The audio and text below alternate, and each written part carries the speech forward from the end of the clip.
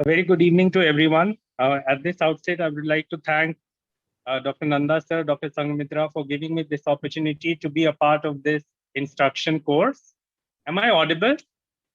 Yes, you are. Yeah. Over these decades, fluorescein angiography has been the mode of choice to visualize the vasculature of the retina and choroid. However, with the advent of OCT angio, it has created a new buzz amongst all the ophthalmologists because it is a non-invasive imaging technique. It is based on the principle of diffractive interferometry, wherein multiple B scans are taken at the same. I don't know, slide is not.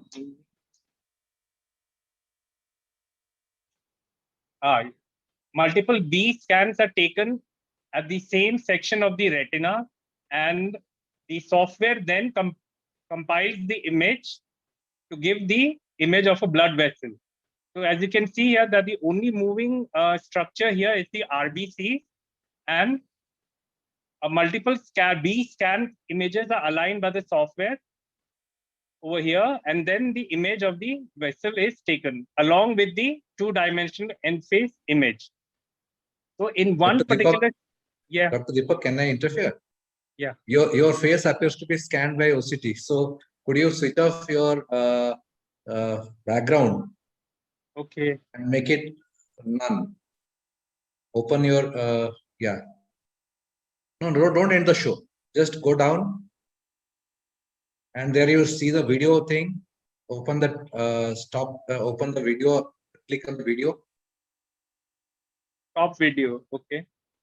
On the bottom you have a mute switch and a video switch.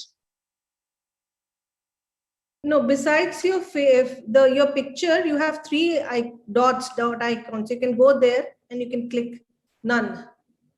Oh, it's not there. No, in your picture.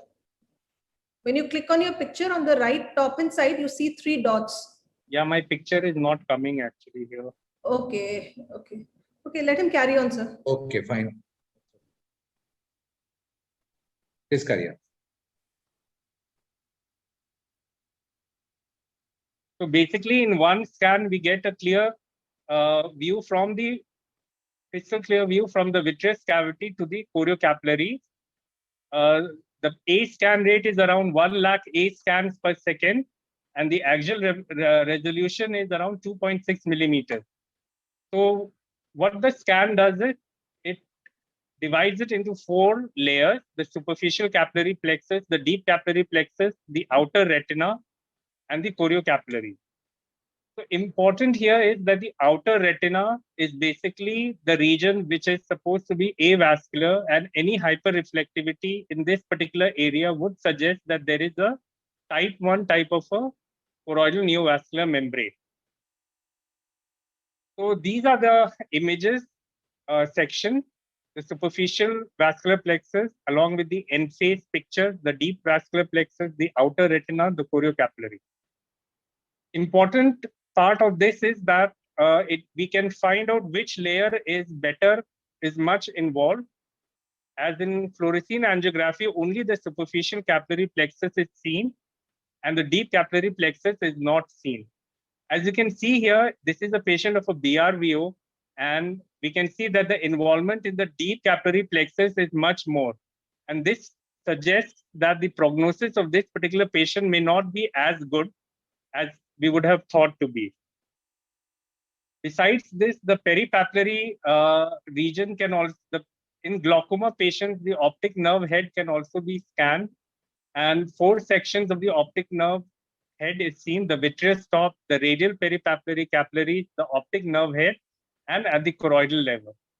So in pre-perimetric glaucoma, we have found that there is a loss of the radial peripapillary capillary. So one of the most important advantages of Octa is that it is non-invasive, and therefore the complication of anaphylaxis and reaction is not there. Being a swept source OCT, also the scanning light is invisible, and compared to the other OCT, the fixation of the patient is much better. So the other differences from fluorescein angiography is that fluorescein angiography, usually the field of view is much wider, and we can see the lesions in the periphery much more better. Whereas in Octa, the field of view is limited to 12 by 12 millimeter, and getting the scans from the periphery sometimes may be difficult if the patient's cooperation is not very good. Fluorescein angiography is invasive, and this is non-invasive. Fluorescein angiography is two-dimensional, and this is three-dimensional. And like I mentioned, that the deep capillary plexus and the other layers can be seen much better with the Octa. So the diseases where it has been used is in macular telangiectasia, and in very early macular telangiectasia also we can pick up the lesion. As you can see here, this is grade 1, grade 2, grade 3, and grade 4. And we can see the capillary rarefaction and dilatation very clearly in the deep capillary plexus. In cases of diabetic retinopathy also, the vascular lesions can be seen very clearly. This is a case of a mild NPDR, and in most of this case, we would have avoided a fluorescein angiography. However, Octa being non-invasive, it was done, and we can see that the FAZ here is distorted, which means that this patient has some element of macular ischemia, and therefore the prognosis of this particular patient may not be very good and will require more frequent follow-ups. This is another patient with a non-center involving diabetic macular edema, and we can see increased perifoveal intercapillary spaces very clearly in both the superficial and the deep capillary plexus. This is a center involving macular edema, and one can see the FAZ is slightly enlarged over here with microaneurysm. However, when compared to fluorescein angiography, the detection of microaneurysms on Octa may be a bit less because of two reasons. The blood flow in the microaneurysm may be slow or it may not be patent, and the increased display of the surrounding vasculature in Octa makes it difficult to appreciate the contrast. So you can see here that this is a case of a cystoid macular edema, which is seen as a very dark space with round borders over here. And if you see capillary non-perfusion areas, they are slightly less dark, they are slightly gray and are surrounded by the vessel border. Segmentation at the proper level will help us differentiate between IRMA and a neovascular front. So this is at the level of the superficial capillary plexus, and you can see there is an abnormal vascular network, and this is an IRMA. However, when we look at the vitreous phase, at the vitreous section, we can see that there is a front of new vessels. And this is a new vascularization of the disc and new vascularization elsewhere, which is very well seen if we do the proper segmentation. In cases of vascular occlusion also, Octa helps us to look at the capillary telangiectasia, collateral vessels, microaneurysm, and also the level at which the lesion is there. That is the superficial capillary plexus or the deep capillary plexus, whichever is involved. So over here, we can see that there is also involvement of the deep capillary plexus, which is much more when we compare it to the superficial capillary plexus. And therefore, the prognosis in this particular vascular occlusion may not be very good.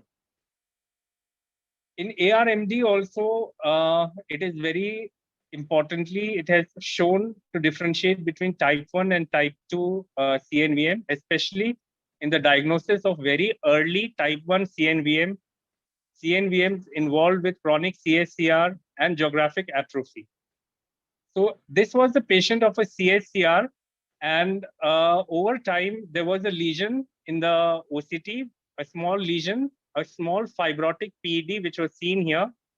And you can see here that in the outer retina, there is no hyperreflectivity, whereas in the level of the choriocapillaries, you can see a hyperreflective membrane.